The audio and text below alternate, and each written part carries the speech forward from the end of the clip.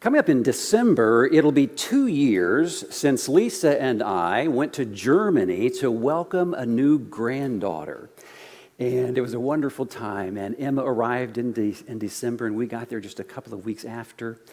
And Lisa's oldest son, Patrick, is at Ramstein Air Force Base. He's stationed there, and he met this beautiful German woman, and they got married. And so we were able to see the little family and to be with her extended family. And so Daria's parents invited us over on New Year's Eve, and they had this beautiful spread of food, all this German and Russian food. Anatoly, and the mother's name is Nadia. Anatoly and Nadia. And so we exchanged gifts. We brought something, I don't remember what it was, I'm sure Lisa does, but Indiana corn, okay. All right, yeah. And so they gave us 2 of these cups. And they have a Christmas tree on it. And I love these cups. In fact, when I go down each morning to get my coffee, I reach for one of these 2 cups. Because it has taken on sort of special meaning, right? It's just a cup, but it's taken on special meaning because it's associated with these warm feelings, new family and new life and learning new things and being around new people. And I just like to drink my coffee out of this cup, but if I go downstairs and one of these 2 cups is not available, if they're dirty, then I'm kind of disappointed, right? And Lisa's saying, you could just wash it out. You could just wash it out and you could drink your coffee out of it. But it's just special to me because sometimes objects, they're more than what they really seem to be. They carry some extra meaning, and that's true with cups in the Bible. And I wanted to share with you this morning my thoughts on that. The 23rd Psalm, you do not even have to be a Christian to know the 23rd Psalm. Almost everyone knows the 23rd Psalm. We call it the Shepherd Song, but only half of the 23rd Psalm is about God as a shepherd.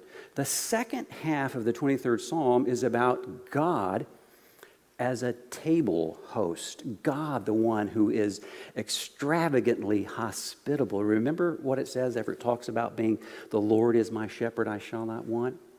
It says that the Lord prepares for me in the presence of my enemies a table. He anoints my head with oil. My cup runs over. The blessings that God bestows on us just are so abundant that they just overflow the cup. And so the cup in Scripture takes on added significance about the blessings of God, the one who provides. In another psalm, in Psalm 116, the psalmist says, I will lift the cup of salvation and call on the name of the Lord. And we might think about a toast, right? I'm going to lift the cup of salvation and call on the name of the Lord. But the cup has other meanings in the Bible as well, seemingly opposite of these kinds of images that we're talking about right now. And so it's easy, if we're honest, it's easy to see why the disciples get confused sometimes. The depth of the disciples' misunderstanding is understandable. An overview of Mark. We've been in Mark all year. Mark is one of the 4 Gospels, Matthew, Mark, Luke, and John. It's the second in the order, but it was written first. And it's the shortest, and we have been encouraging you all to read it from beginning to end because it reads as one story, and it can be done in one sitting. And when you do it that way, it really opens things up. And if you do that, you find out that these disciples, these 12 men that Jesus chose as his inside team, they never get it. They never, ever get it. The pages of the Gospel of Mark close without the disciples getting it. Now, we know that they eventually got it, right? We know that from the other Gospels. We know that from the book of Acts. We know that because you're sitting here. Had the disciples not gotten it, there wouldn't be a church. So we know that they eventually got it for whatever reason. For Mark's purposes in his gospel, the disciples never get it. The Gospel of Mark is called a passion narrative with an extended introduction. Passion means suffering. So fully 1/3 of the Gospel of Mark deals with the last week of Jesus' life, his suffering, his passion, his death. And then the 2/3 that precede Passion Week point to the Passion. The section that we are in today is a section that involves Jesus and the disciples traveling to Jerusalem. They are on the way to Jerusalem, where Jesus will suffer his passion. And in this section, Jesus makes 3 passion predictions, right? We've had some of these already this year. 3 times he predicts that he's going to go to Jerusalem and he's going to die. Back in chapter 8, he's having a conversation with the disciples. He's asking them, who do people say that I am? He finally asks the disciples, he said, who do you say that I am? And Peter pipes up and he says, you are the Messiah. And Jesus says, yeah, but not the kind of Messiah that you think I am. And so then he explains that in this first passion prediction back in chapter 8. It reads like this: Then he began to teach them that the Son of Man must undergo great suffering and be rejected by the elders, the chief priests, and the scribes, and be killed, and after 3 days rise again. Peter has the audacity. Peter takes Jesus aside. Can you imagine that?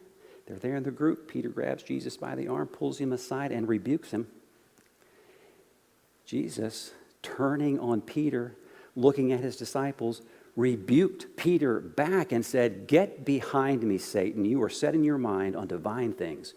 Not on divine things, but on human things. Calls him Satan. Jesus is in an eschatological battle with Satan, and he says, Peter, you're on the wrong side. You do not understand what it means to be a Messiah. So then he called the crowd together.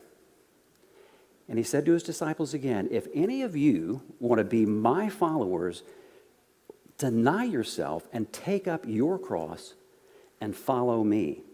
For those who want to save their life will lose it, and those who lose their life for my sake and for the sake of the gospel will save it. For what will it profit them to gain the whole world and forfeit their life? There's a connection between messiahship and this suffering. The second passion prediction comes right on the heels of the first passion prediction as they draw closer and closer to Jerusalem. I thought about family trips to St. Louis, speaking about being on the road and heading for a destination.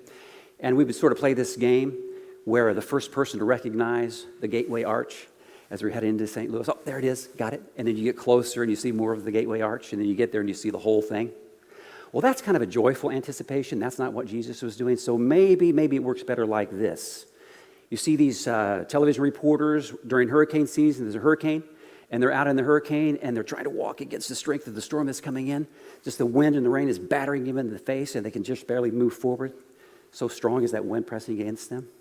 Gives you an idea of what Jesus was facing, because the opposition was coming straight at him from Jerusalem, and he's walking right into the storm.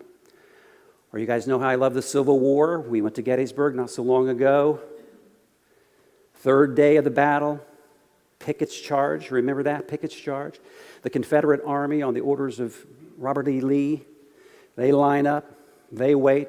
They're going to cross a mile of ground and attack the Union forces across an open field. They're going to go a mile across there. And they walk, they start off walking. Then they run with that rebel yell, and the Union soldiers just wait. And when they get close, they just mow them down. It wasn't even a contest. It just ended right there. Jesus walking right into the face of death, walking right into Jerusalem with all of that opposition coming straight at him, and he just keeps moving forward day by day by day. Imagine if it would happen this way. Jesus and the disciples are coming close to Jerusalem, and they see off in the distance just the top of the cross, just the very top of the cross. And it's an implement of his own execution, and he sees it off in the distance, and they get closer, and then you see the crossbars, and he gets closer, you see the whole thing. He's walking right into that deliberately.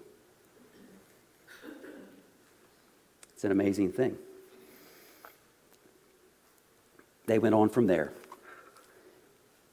to that second passion prediction. And again, Jesus foretells his death and his resurrection. He says the Son of Man is to be betrayed into human hands. He adds betrayal to his description. He adds betrayal. Not only is he going to be killed, he's going to be killed because one of his own betrays him. The Son of Man is to be betrayed into human hands, and they will kill him, and 3 days after being killed, he will rise again. But they did not understand what he was saying, and they were too afraid to ask. The disciples just never get it. Somebody called them the disciples. They were the disciples. What happens then after he explains what has to happen? He's going to be betrayed. He's going to be killed. They got to Capernaum, went into the house, and he said to the guys, he said, fellas, what were you arguing about? I could tell that you were arguing about something on the way, but they were silent. For on the way, they had argued with one another about who would be the greatest. Jesus is saying, guys, I'm going to my death. You're going with me. You're going to be right there by me. You're talking about who's going to be the greatest? They never get it.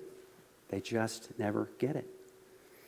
He sat them down, called the 12, said to them, I get the picture of like a coach. You ever play, on your athletic teams when your coach wants to get serious, he's down like this, he gathers his team in, and then he gets really serious about what he has to tell them. It's an important message, and Jesus gathers his team.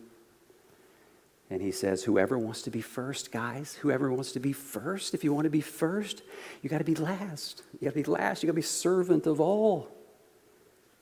And then he takes that child. We had this lesson not so long ago. He takes this child. He says, you want to get into the kingdom of God? You got to do it like a child. You have nothing to bring. There's nothing that can get you into the kingdom of God. You got to come in like a little child with nothing. No money, no power, no possessions, no prestige, no status, no nothing. That's the way you get into the kingdom of God. And you're asking to be first. You're asking to be the greatest. They move on down the road, closer to Jerusalem in the distance. And we arrive at our gospel lesson this morning. And a third time, Jesus foretells his death and his resurrection. Jesus is walking ahead of the disciples, and they're amazed. And those who are following are afraid. Yeah, they're afraid. And he took the 12 aside again, and he began to tell them what was to happen, saying the things that you could probably recite now, only he adds some very specific detail. And he says, see, we are going up to Jerusalem, and the Son of Man will be handed over to the chief priests and the scribes, and they will condemn him to death. Then they will hand him over to the Gentiles. Then they will mock him, and they will spit on him, and they will flog him, and they will kill him, and after 3 days he will rise again. They will hand me over to the Gentiles. They will mock me. They will spit on me. They will flog me. They will kill me. And on the third day, I will rise. The response of the disciples, James and John, the sons of Zebedee, the sons of thunder, Jesus called them. They left their father and the hired hands when Jesus asked them to follow. They dropped their nets and they followed Jesus. They come forward now and they say to him, Teacher, we want you to do for us whatever we ask of you. And Jesus says, okay, guys, what is it? What is it you want me to do for you? And they said, hey, grant us to sit on your right hand and on your left hand in your glory. But Jesus said to them, guys, I don't think you know what you're asking. Are you able to drink the cup that I drink, or be baptized with the baptism that I'm to be baptized with? And they replied, we're able. We can do it. I think we can do it. But the disciples misunderstood again. When Jesus spoke of his glory, he was speaking of his death. And they said, put us on your right and left in your glory. They didn't understand. They had a previous idea of what glory might have meant. Not anymore. Glory for Jesus means death. And cup, Cup, this time, cup is a metaphor for suffering. For suffering. The Old Testament uses cup to talk about the suffering servant, the suffering of Israel. And Christians look back on that and see the suffering of Jesus. Israel was defeated by the Assyrians and the Babylonians, and they were exiled. And the prophet Isaiah looked at a day when they would be renewed. Israel would be renewed. Listen to this from Isaiah 51. Now understand that when Isaiah talks about the wrath of God, they talk about the punishment of Israel being because of their sin, because they didn't follow. But it's not as though God deliberately executed that judgment on them. It's just that that's the way God sets things up. When we sin, we're punished. It's kind of our own, we bring our own judgment upon us. But listen to what he says. He says, rouse yourself, stand up, O Jerusalem. You who have drunk at the hand of the Lord the cup of his wrath. You have drunk to the dregs the bowl of staggering. There's no one to guide her among the children she has borne. There is no one to take her by the hand among all the children she has brought up. These two things have befallen you. Who will grieve with you? Devastation and destruction, famine and sword. Who will comfort you? Your children have fainted. They lie at the head of every street like an antelope in a net. They are full of the wrath of the Lord, the rebuke of your God. Therefore hear this, you who are wounded, you who are drunk but not with wine. Thus says the sovereign the Lord, your God, who pleads the cause of his people. See, I have taken your hand, the cup of staggering. You shall drink no more from the bowl of my wrath. God is taking that cup of wrath and that cup of suffering away from the people of God. But it is a cup of suffering. It is a cup of wrath. Baptism? Guys, can you be baptized with the baptism that I'm being baptized with?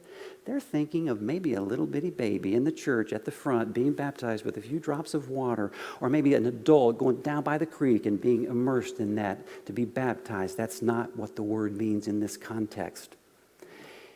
Baptized just means submerged. And so Jesus, who is walking confidently, courageously right into Jerusalem, he's walking right into a flood. He's walking right into a wall of water. He is going to be devastated by that wall of water. Can you guys really be baptized with the baptism that I'm going to be baptized with? Can you really do it? Jesus said, the cup that I drink, you will drink. And the baptism with which I am baptized, you will be baptized. But to sit at my right hand or at my left hand is not mine to grant. It was for those for whom it has been prepared. And the 10 others standing in the wings, listen to all this. When they heard it, they began to be angry with James and John. They weren't angry that James and John asked the question. They weren't angry that James and John misunderstood or were being rude to Jesus. They were angry because they didn't think of it. They didn't think to call shotgun. They didn't think, put us first on the right and on the left. So Jesus called them again and said to them again, down on that knee. He said, you know that the rulers of the Gentiles, those whom they recognize as their rulers, they lord it over them. And their great ones are tyrants over them. But it is not so among you. But whoever wishes to become great among you must be your servant.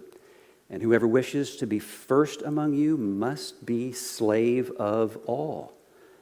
For the Son of Man came not to be served, but to serve and to give his life as a ransom for many. Jesus is going to die. What does it mean? What does Jesus' death mean? What is the meaning of the cross? The only thing Mark tells us, we'll get more in Matthew and in Luke and in John and from Paul and from the book of Acts and from the book of Hebrews, we'll get more explanations about the meaning of the death, the meaning of the cross. But all that Mark gives us, he gives us the narrative. He gives us the story of Jesus going to the cross, but the only explanation he gives of it is right here. For the Son of Man came not to be served, but to serve and to give his life as a ransom. That's it. Give his life as a ransom. That's the only explanation that we get. What's a ransom? Ransom is a payment for the release of a prisoner. It is a payment for freedom. That's what happened for Mark on the cross. Jesus made a payment that sets us free. Freedom to what? Freedom to die. Freedom to die now. To the things that are going to die anyway. Freedom to die with Jesus now. To the things that are going to die anyway. My status, my possessions, my position, everything I have, that is not love, that is not service, is going to die anyway.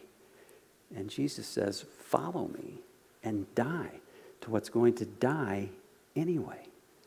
My desire to be first, my status, my position, my possessions, all of those things are going away anyway. Die to them now, Jesus says. That explains the cross. It's hard, isn't it?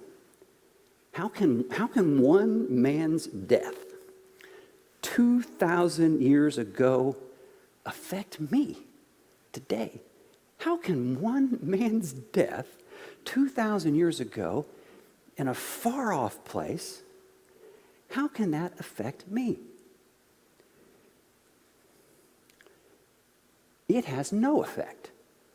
It has no effect on me unless it kills everything in me that's killing me.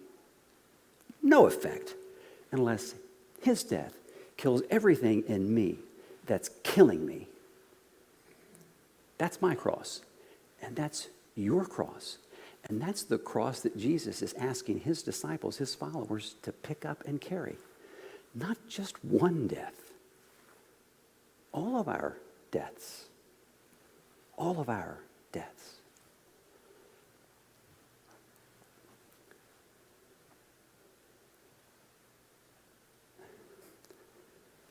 The truth of the matter is that life and death swirl together in the cup. Life and death swirl together in the cup. We're in a death-denying culture. Death is happening all around us, and we deny it for ourselves. Somehow it's not really going to happen to us, or we can put it off, or we can live as if we're not going to die. But we are. We're all going to die.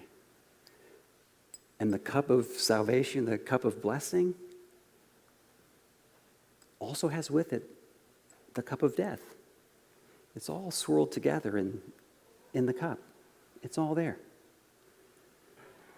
When Jesus finally gets to Jerusalem and has that last meal with his disciples while they were eating, he took a loaf of bread, and after blessing it, he broke it, and he gave it to them and said, "Take, eat, this is my body." Then he took a cup, and after giving thanks, he gave it to them, and all of them drank from it, and he said to them, "This is my blood of the covenant, which is poured out for many."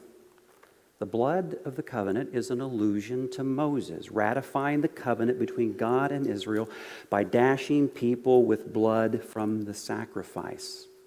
It wasn't a sin offering. This was a ratification of a new covenant, the blood of the new covenant. They go from there to the garden.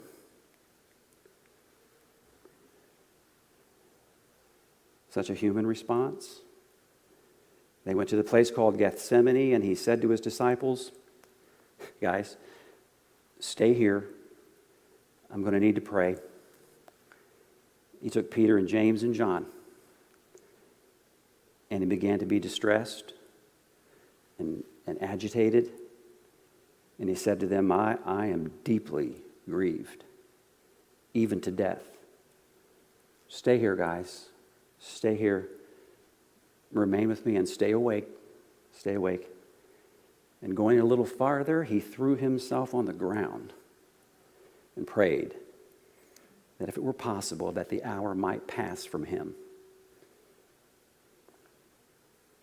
And he said, Abba, Father, for you all things are possible. Remove this. Remove this from me. Yet, not what I want, but what you want. And he kept going. And he gave his life as a ransom for many. And he asks us to do the very same thing. To do the very same thing. To pick up that cross. Pick up that cross and carry it all the way. Are you able to drink the cup?